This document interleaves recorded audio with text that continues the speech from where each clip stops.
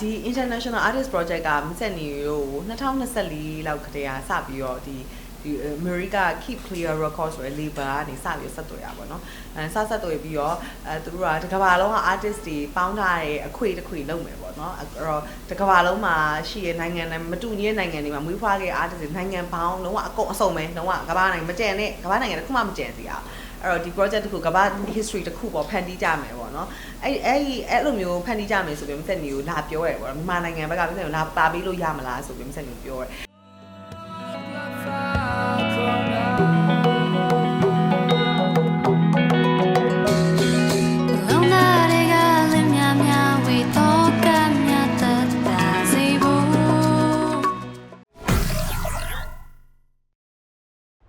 ဒါဆိုတာဆိုမဲ့ဟိုမြန်မာမှာတီးထားတဲ့ music ဘက်ကိုဝင်ပါပေးတဲ့ artist တွေလည်းအများကြီးပါကိုတသားလို့ရှိရင်နောက်မြန်မာဂီတပညာရှင်တွေလည်းပါပါတယ်ဘလို့ကလေးကြုံရလဲဆိုတော့လေအဲ့လိုအရန်ရောအခက်ခဲတော့မရှိဘူးအဓိကတော့ arrangement ပါပဲ arrangement မှာနေဘယ်နေရာဝင်ငါဘယ်နေရာမှာဝင်တဲ့ဟာမျိုးမှာပဲနည်းနည်းခေါင်းစားဟိုရေးတဲ့အပိုင်းမှာအရန်ဖိစီပဲနဲ့ဒီ arrangement ပိုင်းမှာပို့ဖိစီရဲလို့ပြောလို့ရအောင် Together as one head in head we're making it grand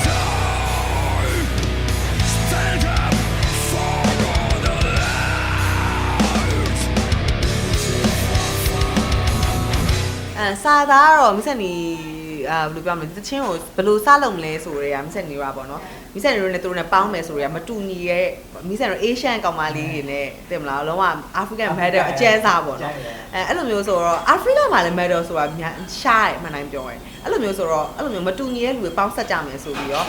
မစက်နေကလည်းအတန်ချွတ်ချိုလေးတစ်ခုရလဲရကြင်တော့စုလှိုင်ကိုမစက်နေကဟိုစုလှိုင်တမိဝင်ပါရွေးပါလားအမားနဲ့ပေါ့နော်ဟိုစုတိုင်းလည်းမဆိုင်တကယ်သဘောကျသူ့တန်လေးကပပလေးနဲ့ color လေးကအဲ့လိုကြည်လေးနဲ့အဲ့လိုချိုလေးနဲ့ခရုနာတန်လေးဆိုတော့စုလိုက်မိဆက်နေရကြ melody ဆိုတာမကောင်းတော့သူ့လောက်မကောင်းဘူးကွာမကောင်းတော့မိဆက်နေရလို့မိဆက်နေတဲ့အအော်ရှာရှာစုလိုက်ရဒီလိုမျိုးလေးသူတို့ကလည်းတကယ် vocal extreme vocal performance matter အတည်မလားအဲ့လိုတုံးနေအနိုင်စားရနေအော်ကြရဆိုအဲ့လိုမတူအောင်မိဆက်တော့ပေါင်းမယ်ဆိုပြီးတော့အစရကအဲ့လိုမျိုးပေါင်းလိုက်တာပေါ့နော်ပေါင်းလိုက်တော့ဟို culture နဲ့လည်းဒီမြန်မာအတန်လေးလည်းနည်းနည်းပါကျင်တယ်ပေါ့နော်အဲ့လိုမျိုးနဲ့အဲ့လိုမျိုးပေါင်းမယ်ဆိုပြီးတော့စပြီးတော့ပြောပြီးတော့အဲ့ဆိုငါတို့ဘယ်လိုစာသားလုပ်ကြမလဲဆိုတော့ okay ဒါငါတို့စီးလုံးချင်းကိုပြရစာသားလုပ်နေငါတို့ကဘာအောင်မှာလဲအခုပေါ့အမျိုးမျိုးဖြစ်နေကြရေးကြီးရငင်းနေလှုပ်တဲ့မလား music ထမိတ်တွင်မှာအရာဖြစ်သွားနိုင်တယ်အဲ့တော့ဒီပုံမှာငါတို့အသက်ရှင်တဲ့နေတဲ့အချိန်တွင်မှာငါတို့ဘာလုပ်ကြမလဲဆိုတဲ့ဟာမျိုးကိုအဓိကထားပြီးတော့အသက်ရှင်တဲ့တွင်မှာတယောက်ယောက်ကူညီရမယ်ဖေးမရမယ်ခွန်းလို့ဆရာရှင်ခွန်းလို့လိုက်ဒီဂုံတွေမာနာတွေကဘာမှလည်းတင်လဲပါမသွားဘူးကွာအဲ့လိုမျိုးမှာငါတို့တွေတယောက်ယောက်ချစ်ခင်ကြပြီးတော့အချစ်နဲ့တာမေတ္တာတရားတာစွမ်းအားအကြီးမားဆုံးဆိုရယ် unity ကိုမစင်လို့ပြကြနေတာအဲ့လိုမျိုးလောက်ကြမယ်ဆိုပြီးတော့ပဲလုပ်ဖြစ်ခဲ့ရပါတော့ Use your hand to wipe away someone's tear Use your shoulder let them know when they fear Be the strength they borrow when danger is near Plant the seeds drop the greed leave the razor rear World is full of hardships slip in the blink of an eye a feeling အရင်ပြောတာပေါ့a feeling ကမယုံနိုင်လဲမယုံနိုင်ဘူးကိုလည်းတစ်ခါမမျှော်လဲမမျှော်လင့်ဘူးဟိုစဉ်းလဲမစဉ်းစားဘူးကွာတိလားဒီဟာတွေကဒါအမှန်တမ်းပြော America base ဟိုစုကြီးလေအဲ့လိုမျိုးဆိုတော့ကိုလည်းဘာမှမသိဘူးကွာဒါပေမဲ့တခြားနိုင်ငံတွေသူတို့ eligible ဖြစ်ရင်ဘယ်နိုင်ငံမဆိုပါလို့ရတယ်ဒါပေမဲ့အဲ့လိုမျိုးပေါ့ကိုလည်းအဲ့လိုမျိုးကိုလည်းဘယ်သူမှရှောက်ပေးမဲ့လို့လည်းရှိမှာမဟုတ်ဘူးလေတိလားဟိုကိုနိုင်ငံတော့သူကဘန်တာအခုသွားတော့လဲလို့မရဘူးအဲ့လိုမျိုးဆိုတော့ကိုလည်းဘာမှလည်းမသိဘူးကွာဘာမှမသိပဲနဲ့အဲ့လိုဘာမှမသိရဟာဘာမှမသိရလေဒီလိုမျိုးလေးဖြစ်လာတော့ငါတို့ရဲ့ဒီတချင်းမှာထိုင်းစေတနာနဲ့ငါတို့ရဲ့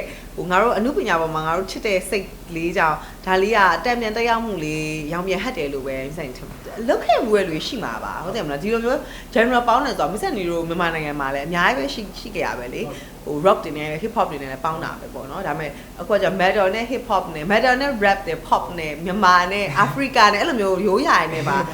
ဟို kid ထူးကြတယ် timeline kid ကလည်းပေါင်းစည်းသွားသလိုမတူညီတဲ့ culture လည်းပေါင်းစည်းသွားရဲဆိုတော့ဟိုထူးတော့ထူးကြတယ်ပေါ့ဒါပေမဲ့မစက်နေတော့ပထမအောင်ဆုံးတော့မဟုတ်ပါဘူးဟိုလှုပ်တဲ့လူတွေလည်းအများကြီးပေါ့နော်အဓိကတော့အဲ့လိုမျိုး general ကွဲပြောလို့ရန်ဖြစ်နေရတော့တဲ့မလားလူတွေဟိုအသားရောင်တွေခွဲခြားပြီးတော့ skin တွေခွဲခြားပြီးရန်ဖြစ်နေတာလူမျိုးရေးတွေရန်ဖြစ်နေရမျိုးအဲ့လိုမျိုးမဖြစ်စေချင်ဘူးအဲ့လိုမျိုးလည်းမစက်ငငယ်ရအဲ့လိုမျိုးမကြိုက်ဘူးအဲ့တော့ပေါင်းစည်းလို့ရတဲ့ဟိုဟာမျိုးဟိုပြလိုက်တာဒါဟိုအားလုံးအတွက်ဟိုချစ်ချင်းမြတ်တာကအဓိကစီးလုံးခြင်းပေါင်းစည်းခြင်းဘာလို့ဆိုပေါင်းစည်းလို့ရတယ်ပြီးတော့ music မှာအမှုပညာမှာလည်းဘောင်ဆိုတာမရှိဘူးဆိုတာလည်းပြချင်တယ်ဂုံယူပါပေါ့အကုန်လုံးကလည်းအသက်တရောနေလို့လေဒီတချင်းကအားလုံးကလည်းဒီလိုမျိုးဘာဖြစ်နေတာဖြစ်မယ်သူတို့ဘာမှလည်းမသိဘူးသိလားအကုန်လုံးကလိုပဲဝင်ပါကြတာပေါ့ငါတို့တ တမိုင်းတစ်ခုကိုငါတို့ရဲ့တမိုင်းလေးတစ်ခုကိုတိစောက်နေကြတယ်ကဘာပေါ်ကဘာရဲ့ music ကလည်းကိုငယ်ရဲ့အရင်ချစ်ခဲ့ရလေ10နှစ်လောက်တည်းသချင်းတွေရှောက်ရေးဘူးမှန်တော့ထောင်မယ်မရှိတယ်ရှောက်ရေးရှောက်ဆိုဒီအိမ်မက်ကိုမက်ခဲ့ရကွာမစံတို့ကတကယ်ကိုသချင်းကအသွေးသားထဲမှာအပြည့်အဝစီးစဲနေအဲ့တော့ကိုဂီတတမိုင်းเจ้าမှာဒီလိုတမိုင်းတစ်ခုဖန်တီးရဲ့အခါမှာပင်ဝင်ပါဝင်ရတော့အားလုံးကအသက်တရောနဲ့ဝင်ပါပေးကြတယ်ဘာလို့မှမငြီးမညူဘူးလို့ခေါင်းစားခံပြီးတော့ဝင်ပါပေးရဲ့အဲ့တော့လည်းအကုန်လုံးတကယ် appreciate ပါဟိုဘက်က artist ကိုလည်းဟိုဘက်က rock ကိုလည်းတကယ်ကိုကျေးဇူးတင်တယ်တကယ်ကို flexible ဖြစ်ပြီးမိဆန်တို့ဘက်ကိုလည်းအရန်ကြည့်ရယ်ဟိုမိဆန်တို့ဒီသချင်းမှာဘာမှနားမှမရှိဘူးနေကဘာငါဘာနင်းနေရပုံများမယ်ငါနေရပုံအဲ့လိုသချင်းကောင်းဖို့ပဲအားလုံးအာယုံစိုက်ပြီးတော့အဲ့လိုဖြုတ်ဆရာဆရာရှင်လည်းဖြုတ်ချတင်မလားလှုပ်ဆရာရှင်လည်းလှုပ်အဲ့လိုမျိုးပေါ့နော်အကုန်လုံးတေချာလေးလှုပ်ထားကြပါတယ်ဟုတ်ဟုတ် Before you say your last good world is full of hardships. အခုလည်းဘာမှမရှိသေးပါဟိုဒါမဲ့သူတို့ဘက်ကနေဆက်ပြီးတော့မိဆိုင်တို့တခြား project တွေလာမယ်လို့ဗာမျိုးဆိုရင်တော့လည်းအသင့်ပါပဲဟိုအခုလို့ဆိုတော့မိဆိုင်ဘာမှလည်းအရင်ကြီးလဲဟိုငါဘလို့ကြီးလောက်ရမယ်ဘလို့ဖြစ်မယ်အဲ့လိုမျိုးမိဆိုင်နေအရင်မတွေးဘူးပေါ့နော်ကိုလည်းတက်ကြီးလာတော့လားနောက်ပြီးလောကဒဏ်နေနေဒီလိုတရားရေဟိုဒီသချင်းတိုင်းပဲစက္ကန့်အတွင်းမှာအရာဖြစ်သွားနိုင်တယ်ဆိုတော့ဟာမျိုးပဲရောက်နေလားမသိဘူးရှိလာတဲ့အခွင့်အရေးမှာတော့အကောင်းဆုံးလုပ်သွားမှာမိဆိုင်နေရဲ့အခု album လည်းမိဆိုင်လုပ်နေပြီအဲ့မှာဆိုလည်းသချင်းတွေကိုအကောင်းဆုံးမိဆိုင်နေဖန်တီးသွားမယ်ဟို authentic လည်းဖြစ်မယ်အပွားရင်တကယ်လေးစေတနာအပြည့်နဲ့သချင်းတိုင်းအောင်မိဆိုင်နေဖန်တီးသွားမယ်ပေါ့ဒီ international project တွေပါလေဆိုတာလေကိုလုပ်ချင်တယ်လုပ်လို့မရဘူးလေအခွင့်အရေးလည်းရှိမှသူတို့ဘက်ကလည်းလာလုပ်အောင်မှရအောင်အဲ့လိုမျိုးဆိုတော့ဟိုအခွင့်အရေးရှိခဲ့ရင်တော့အခုဒီဟာမှာမိဆိုင်နေ comfort zone ကနေအားနာပြီးတော့အစားကောက်မလုပ်ချင်ဘူးပေါ့နော်စိတ်ရှုပ်တယ်ကိုလည်းစိတ်ပင်ပန်းမှာမကောင်းပါလေကိုကစိုးရိမ်တာပေါ့နော်အဲ့လိုမျိုးဖြစ်တဲ့တော့ဒီလိုမျိုးတကယ်တော့အားနာပြီးဝင်ပါလိုက်တာစခြင်းပထမဆုံး project တစ်ခုอ่ะအဲ့ရနေပြီးတော့နောက်တစ်ခုလှုပ်ဖြစ်သွားလှုပ်ဖြစ်ရင်လည်းကိုကလည်းလုံးရင်လုံးမဆက်နေရလုံးရင်အားအရင်ပါတယ်မလုပ်ဘူးဆိုရင်လုံးဝမလုပ်ဘူးဆက်နေရလို့အလဲမှမနေတတ်ဘူးအဲ့လိုမျိုးလှုပ်တဆုံးလှုပ်တာအဲ့တော့ကဲလှုပ်ဟာဆိုပြီးအဲ့လိုမျိုးဟိုချကွာအကုန်လုံးငါတို့မြန်မာ instrument နဲ့ထည့်မလားလို့ခေါင်းတော်စားလှုပ်လိုက်တယ်ပေါ့နော်အဲ့တော့လည်းစေတနာလေးတန်ပြန်နေပေါ့ဒါပေမဲ့ဟိုနောက်ထပ် project တွေဆိုတော့နည်းနည်းတော့တေချာစဉ်းစားရမယ်ပေါ့ဒါပေမဲ့လှုပ်ဖြစ်မှာပါဒီအခွင့်အရေးကိုစုပ်ကင်လိုက်မိရဲ့အတွက်လည်းအာနာရီကြအာနာပြီးဘာမှမကြံမှစုပ်ကင်လိုက်မိရဲ့အတွက်လည်းကိုဂုံယူပါတယ်ဘာဖြစ်လို့ဆိုကိုသာမစုပ်ကင်ကိုလည်းဘာမှပါလိုက်ရမှာမဟုတ်ဘူးပေါ့နော်ဟုတ်သူတို့တော်တော် respect ရှိရဲ့အဲ့လိုမျိုးကောင်းပါတယ်ကိုလည်းဆောင်းတော့ကြောက်တယ်ကွာသိလား matter ဆိုတော့ matter ရဖြဲမယ်ပေါ့ဖြဲမယ်တီးပါအဲ့လိုမျိုးဆိုတော့သပင်းကြီးရတယ်အကြီးရဲ့အဲ့လိုမျိုးဆိုတော့ဟိုနည်းနည်းတော့ဒါပေမဲ့သဘောတော်ကောင်းတယ်အဲ့လိုလေတော်သဘောကောင်းပြီးတော့ respect အရင်ရှိရဲ့တယောက် respect ရှိရဲ့အဲ့လိုကိုရီ main ကလေးမို့လို့ respect ရှိရဲ့အဲ့လိုမျိုးမိဆက်နေလို့ဆိုရင်သူကဟိုသူကမဆက်နေတော်တော်ငယ်ထင်နေတာသိလားအဲ့လိုမျိုးဒါပေမဲ့ကိုက35သူရဲအော်ပါအဲ့လိုမျိုးအဲ့တော့လေသူမဟုတ်ချင်မှာရော